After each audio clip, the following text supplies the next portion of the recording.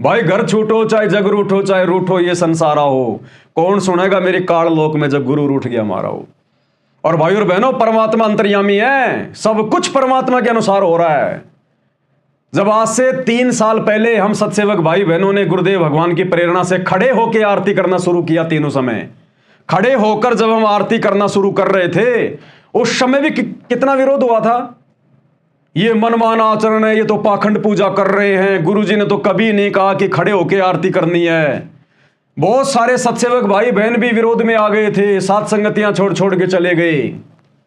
लेकिन भैया दास कोई अपनी तरफ से नहीं करवा रहा था। मुझे शौक नहीं है, मुझे तो भक्ति करके सतलोक जाना है, या मुझे कोई बाबा नहीं बनना, कोई संत नहीं बनना।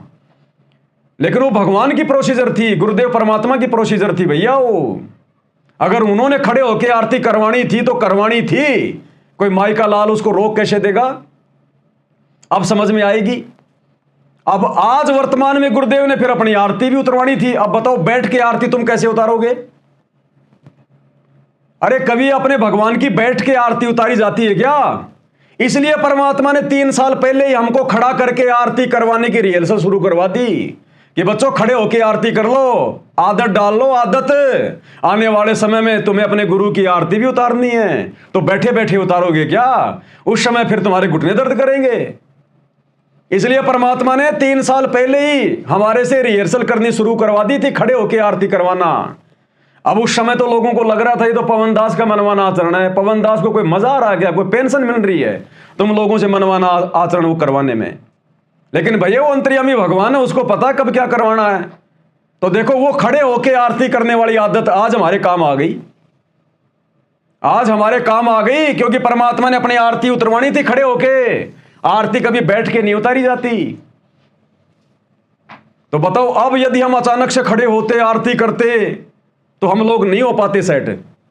परमात्मा ने अंतर्यामी गुरुदेव ने पहले ही हमारे को खड़े होके आरती करवानी शुरू करवा दी।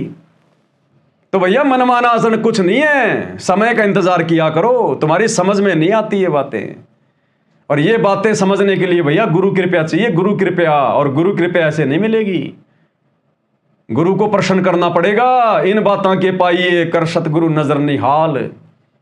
हमें तो सतगुरु से ग्रेस मार्ग चाहिए। भक्ति तो पूरी दुनिया कर रही है, सतगुरु कैसे प्रसन्न हो, वो तरीके अपनाने पड़ेंगे। और तरीके भी गुरुदेव ने बताने पड़ते हैं जो हम समझ नहीं पाते। समय आने पर परमात्मा समझा देता है, खुलासा करवा देता है।